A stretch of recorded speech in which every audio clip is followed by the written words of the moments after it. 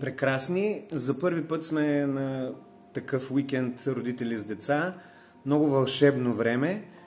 Изключително докосваща програма с голям промисъл. Хареса ми както планирането на задачите и как са построени като последователно самото изпълнение и после онова чувство, което остава у нас след като сме го изпълнили. Много съм благодарен и някой ден се надявам да има продължение и да дойдем отново.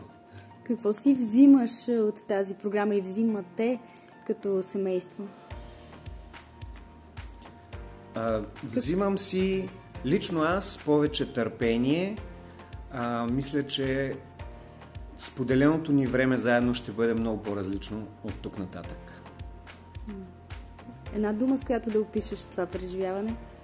Една дума, с която да опиша това преживяване – топло.